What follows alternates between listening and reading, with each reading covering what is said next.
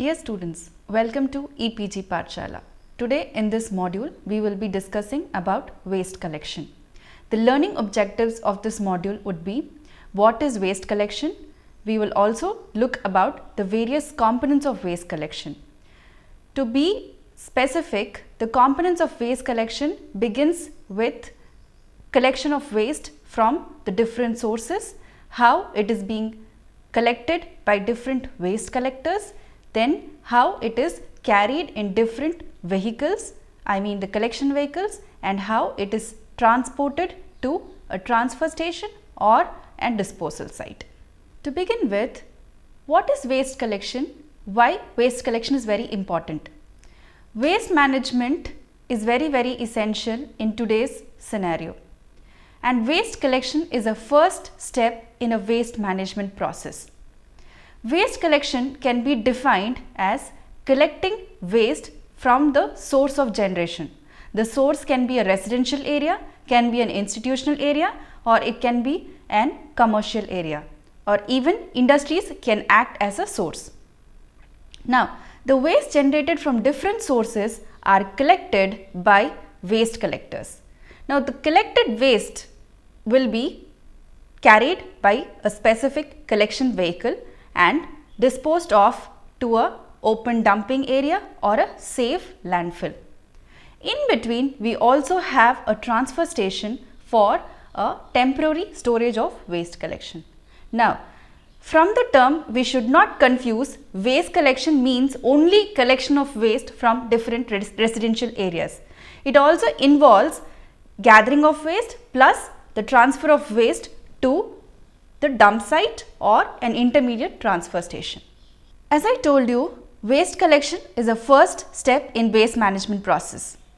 It can be defined as the collection or gathering of waste from the source of generation and transfer them to the disposal site or a landfill. Waste collection does not alone mean gathering. As mentioned earlier, it also involves the transfer of waste from the collection, the source of generation, to the intermediate station, a transfer station, and finally to a disposal site, which can be an open dump or a safe disposal landfill. Waste collection is most difficult in areas, especially urban environment, when compared to a rural environment, because the generation of residential and commercial and industrial solid waste, example recyclables, take place in every home, every apartment and every commercial and industrial facility. Also streets, parks and even vacant areas generate huge amount of waste. So, to manage all these waste in urban environment, it is little difficult compared to a rural environment. More diffuse is the waste collection, more is the waste generation, which will increase the complexity of waste collection. This is visible in an urban environment. Waste collection is a costly component in the management aspect of waste. Around 50 to 70% of the total waste management cost is utilized only for waste collection. If the waste collection is properly planned and managed, then the cost will be reduced drastically. Now, the collection can be two different types based on the source of waste. One type of waste, it is called as commingled waste. Commingled waste is nothing but it's also called as a municipal waste, which involves a mixture of residential waste, commercial waste and industrial waste. To be specific, there is no segregation of recyclables and the biodegradables. Everything put together in one bag is called as a commingled waste. The second type of waste is source separated waste. Now, what is source separated waste? Source separated waste is at the source of generation itself, you separate the waste into biodegradable waste, into recyclables and non-recyclables. Now, waste collection is different or it differs with waste and will vary with the characteristics of the facilities and the locations. Now, if you see, there are 5 different types of residential collection services.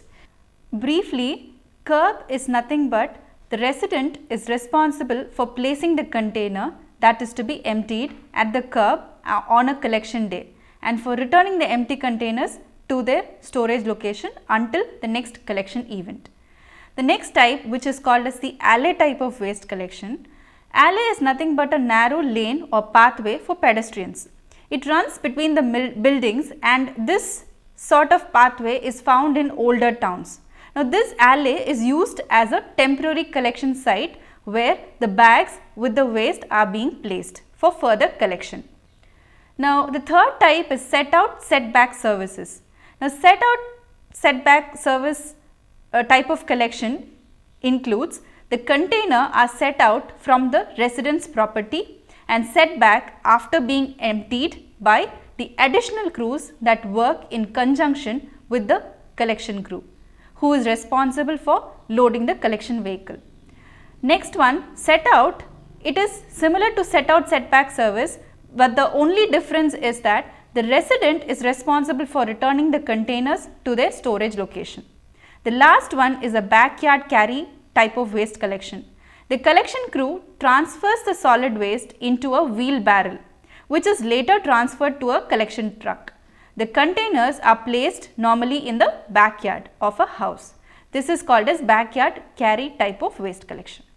Now, we look into the different components of waste collection. Waste collection includes the following components like collection points, collection frequency, storage containers, collection crew, collection routes and transfer station. Now, we look into the details of each of these components. Now, collection points. Now, collection points are the sources from where the waste is generated. It can be a residential area, that is the colonies or apartments and small houses, individual houses. Or it can be an institutional area. Institution means it can be schools, colleges, universities, etc. Or it can be a commercial area. Commercial area means where shopping malls, shops or other small shops are there. Or it can be an industrial source. Industrial source, it can be a specific industry from where the waste is being generated. The collection point determines the size of the crew, storage points, time required for collection and cost involved. According to the number of collection points, the storage points will also be designated or decided. Now, the collection point also determines the time required for collection. If you have more collection points, then it takes more time and vice versa. Again, the collection point will also determine the cost involved. More the collection point, more will be the time required, higher the crew size or larger crew size is required, and it will finally increase the cost of the collection because more people are required for collection. Now, we will study about what is collection frequency.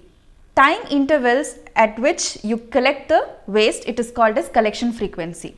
Collection frequency depends on many factors. First one is population, community, income group and lifestyle. Now for example, higher the population, more will be the collection frequency. Same way, the income group and lifestyle also decides the collection frequency. For example, if you have a high society or high income group staying in a particular locality, there the amount of waste generation will be high and this will require collection of waste more frequently. Then comes your lifestyle. For example, in an urban environment, the generation of waste is higher. So obviously, you need more frequent collection. Unlike a rural area where the amount of waste generation will be very less or minimum and the collection frequency also will be decreased. The next factor which influences the collection frequency is climatic condition. Climatic condition also determines how frequently you have to collect the waste. For example, in a hot, humid climate, you have to collect the waste frequently, at least twice or thrice a week, because during these climate, it will favor more microbial activity. Higher the microbial activity, more will be the decomposition or faster will be the decomposition of the waste. Even at your home, you would have seen if you store the waste for more than 4 to 5 days during such climatic conditions, you can get a very bad odor and also you can find a liquid, a dark liquid oozing out from this material. This liquid is called as leachate. I'm sure everybody would know, like every substance or every material will have some amount of moisture in them. Once the biodegradation starts, this moisture oozes out as a watery material and it is termed as leachate. Now this again will create a problem. So it is essential for us to dispose of the waste immediately. Otherwise it will lead to contaminations and it will attract insects and other pests. Also, if you have a putrescible matter, putrescible means a material which rots much faster or which has a potential to rot. Now these putrescible material must also be collected frequently. Otherwise it will cause unnecessary health issues. The next factor which influences a collection frequency is the requirement of a locality. Now, as I told you, if it is a residential area, then the frequency of collection will be high. Maybe every day or once in 2 days you have to collect the waste. Unlike a shopping area or an institution or an industry.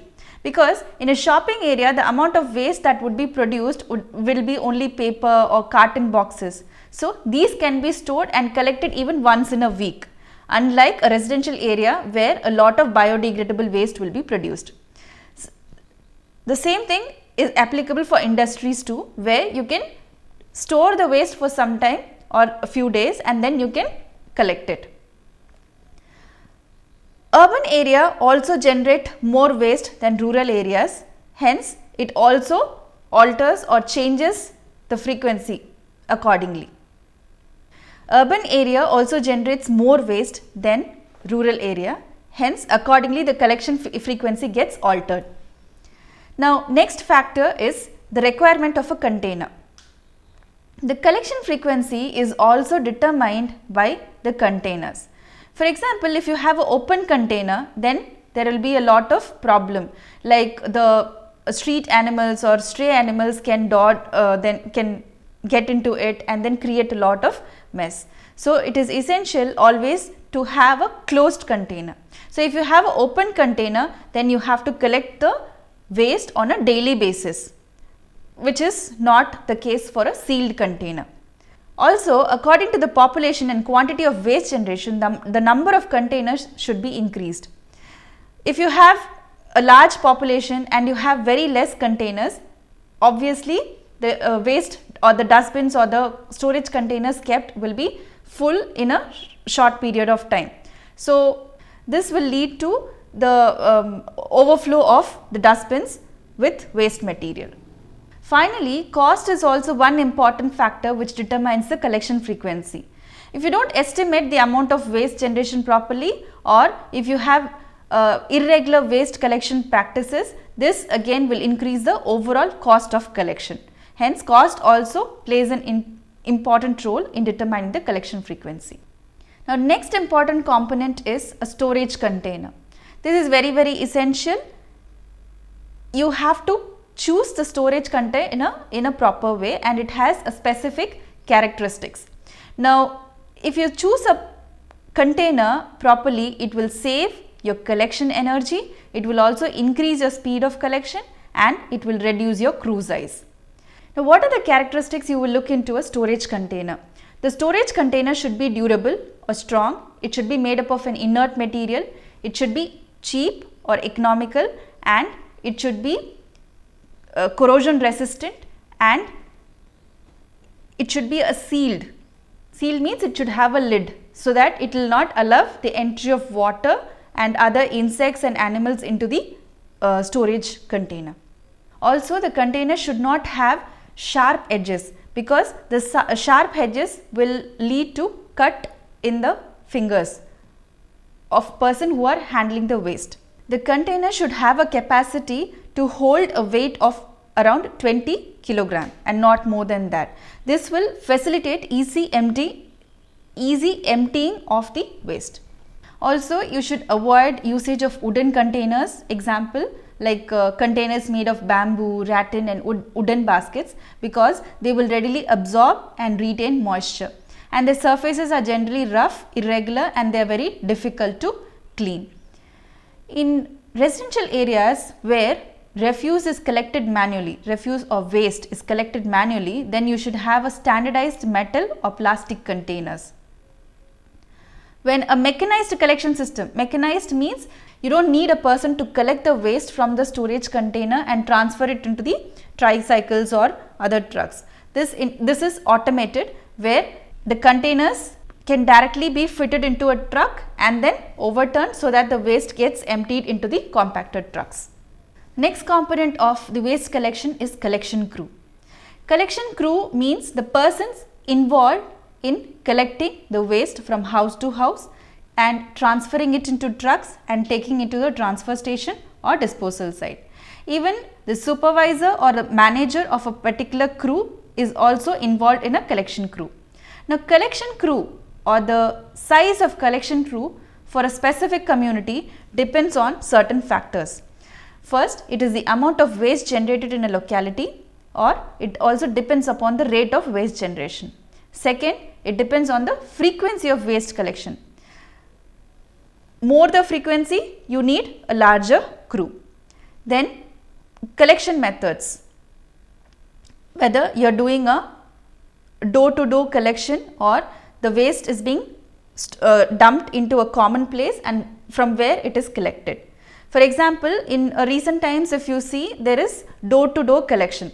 So, door-to-door collection, you need more people to go to each individual house and then collect the waste. Instead, if one particular colony dumps all their waste or if the waste in a particular colony is collected and stored in a common place or a storage container, it will be easy for the person to take or transfer the waste into the collection vehicle. This will again reduce the size of the crew. Another factor is the spacing between the houses. If the houses are continuous or a street is full of houses, then the collection crew size can be less. Sometimes the houses are sparsely arranged or placed. So, there the collection crew size also will be higher and the time required will also be higher. Lastly, the crew size also depends on the size and type of collection vehicle.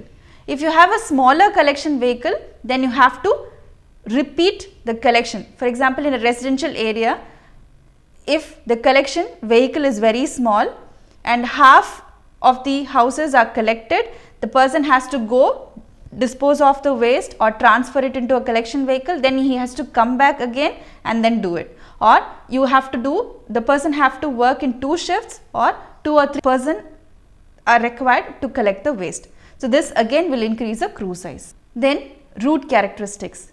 For example, if your route is having a number of signals or a lot of barriers, example, it can be a railway track or some bridge or some traffic signals where you have a lot of traffic congestion, that will also determine your crew size. The next important factor which determines the crew size is the labor and the equipment cost. The crew size will increase when there is increase in the rate of generation. Also, an increase in the quantity of waste in individual stop due to less frequent collection will also increase your crew size. The crew size have a great effect on collection cost, which leads to improper collection frequency, segregation of material at source and implementation of automation in collection. Next component is collection routing. If you plan a collection route properly, this will decrease the overall cost in addition to labor cost. It will also conserve your energy by minimizing your vehicle fuel consumption. Also, it will reduce the working hours. The size of a route will depend on factors like the amount of waste collected per stop, what is the distance between the stop, what is the loading time and what is the traffic condition. As I told you, barriers will determine the size of each route. If you have a rail route or embankment or a river road with heavy traffic, then you can divide the route accordingly into small route territories or small zones. The last component of the waste collection system is the transfer station.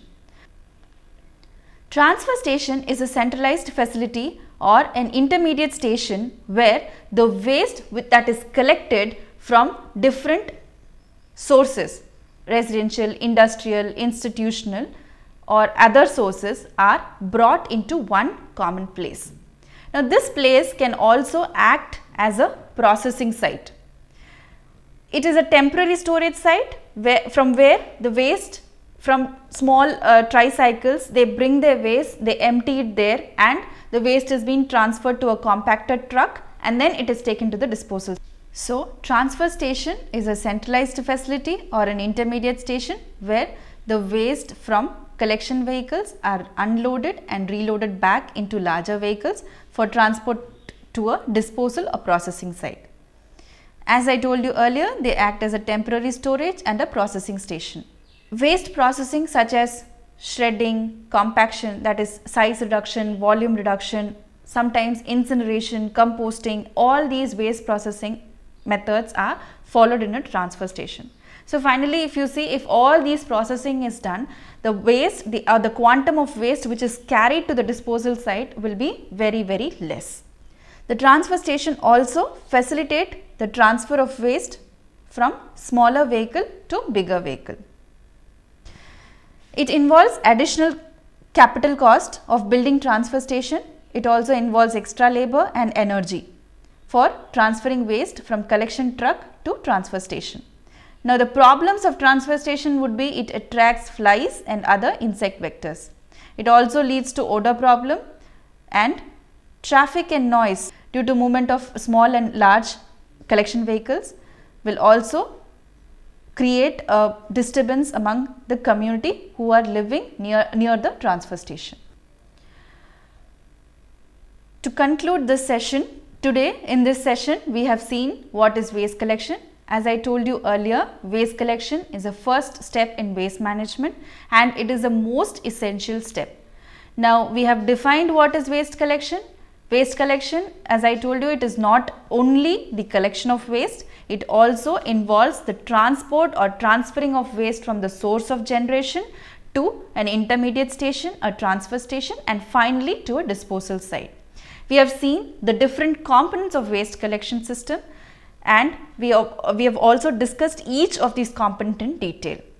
In the coming module, we will discuss about the storage container and the collection vehicles in detail. Thank you.